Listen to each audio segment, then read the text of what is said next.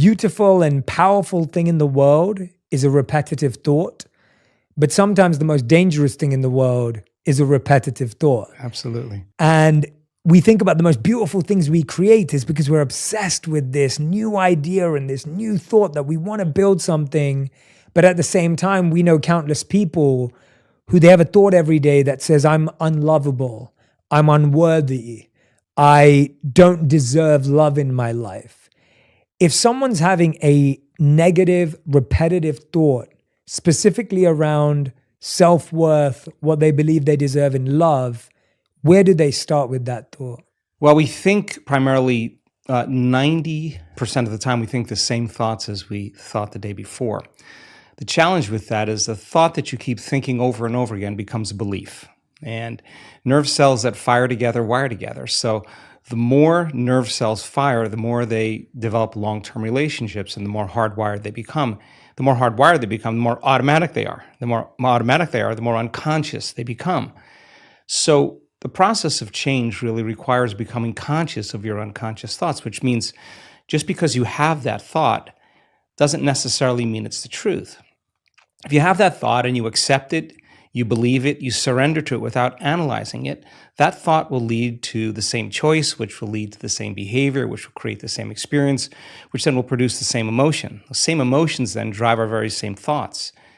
In time, our biology, our neurocircuitry, our neurochemistry, our hormones, and even our gene expression stays the same because we're the same. So in the process of change, when you come up against that unconscious belief and you make it conscious, most people get uncomfortable when they confront that thought. And they're stopping an automatic process. And the body, which has been conditioned to be the mind because it's doing something over and over again, that's a habit, is craving the experience because it wants the emotion associated with it, right? So the thought of being unworthy produces the feeling of being unworthy. That feeling then, when the person feels unworthy, tends to cause the person to think more unworthy thoughts. It only takes a thought and a feeling, an image of yourself and an emotion, a stimulus and response, and you can condition the body to memorize that behavior and that emotional state better than the conscious mind. So the moment we inhibit that thought or the moment we become conscious of it and we no longer accept it, there's a biological craving that takes place in the body because the body has been conditioned to be the mind. So the body starts influencing the mind to think more corresponding thoughts equal to that feeling. So here comes the assault. Now, you're not only unworthy, you're everything else that goes along with that feeling. And this is where people have to make up their mind if they truly want to change. Because if you decide to confront that thought and make a different choice, get ready because you're going to feel uncomfortable. It's going to feel unfamiliar. And there's going to be some uncertainty because you're stepping out of familiar territory. You're stepping out of the known and you're stepping into the unknown. Now, this is really when you leave the bleachers and you get on the playing field because the brain immediately looks around in its environment to see if anything's changing because you're changing, and you see that nothing in your world is changing because you actually haven't fully changed yet. So the moment we look for evidence in our life and we don't see it, sooner or later, most people accept that thought, which leads to the same choice, which creates the same behavior, which creates the same experience, that produces the same feeling. Then they say, oh, this feels right to me. No, that feels familiar because you've just returned back to the known self. I think that when people truly want to make up their mind to change and they become so conscious of those unconscious thoughts, they would never go unconscious to them again. That's the moment the body is being reconditioned to a new mind. If you inhibit that choice, that leads to that habit or that behavior. A habit is when you've done something so many times, the body knows how to do it better than the brain. Now you're stopping the body from being on its automation, on autopilot. And if the body's craving the feeling of unworthiness and you're stopping the body from feeling that way, and you're aware in your life how you speak, you're aware in your life how you're feeling, and you're checking in, you're saying, do I really want to feel this way? This is that river of change where you're going from the old self to the new self. So it makes sense then.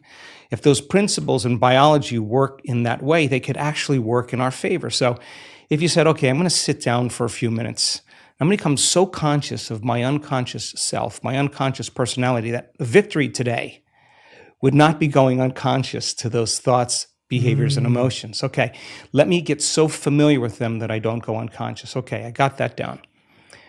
Now, what thoughts do I want to fire and wire in my brain? And if a belief is a thought that you keep thinking over and over again, with intention and with attention, you'll switch on that prefrontal cortex and assign meaning to the act and start installing new circuits in your brain. If you keep doing it over and over again, it becomes more hardwired, it becomes more automatic. And now you're installing a new belief that you are worthy of love, you are worthy of abundance, you are worthy to heal, whatever that is. That's the thought you do want to believe in. And when it matters the most is when it's the hardest. Because if you don't have the circuitry in place, you'll default back to the old programs, right? So then if you said, how am I going to be in my Zoom calls today? How am I going to be in traffic today? How am I going to be with my ex, my coworkers? And you started thinking about and rehearsing how you were going to act in certain situations. The brain actually doesn't know the difference between the real life experience and what you're imagining. The research on mental rehearsal shows that the brain will look like in time that it's already had the experience and it's vacant of the experience. Now, keep firing and wiring those circuits and you're going to begin to behave that way. So now you're installing circuitry now to use in your life to get your behaviors to match your intentions. If you said, how would it feel to feel worthy of love? How would it feel to be grateful for life? How would it feel to be worthy of abundance? And you said, I'm going to teach my body emotionally what this feels like before the manifestation of the event. You're not waiting for your life to change to feel worthy. You're actually changing your life by becoming worthy. You're generating abundance. You're generating love. You're creating an elevated emotion. Now, our data is so compelling because when you truly begin to elevate your emotional state and you could really lock in, to those elevated emotions, your body is so objective that it actually believes that it's living in a whole new environment before the environment changes. In other words, the body's believing it's in that new future.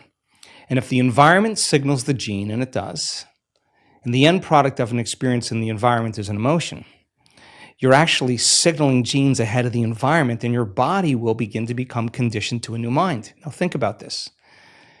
If you did that every day, the word meditation literally means become familiar with. You become familiar with your old self, you become familiar with your new self, and you say, I'm not getting up until I feel this feeling.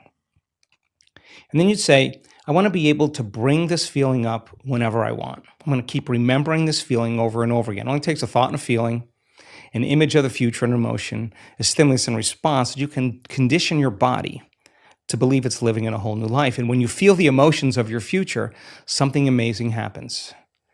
You're no longer in lack or separation, so you're no longer looking for the event to take away that feeling of lack or separation.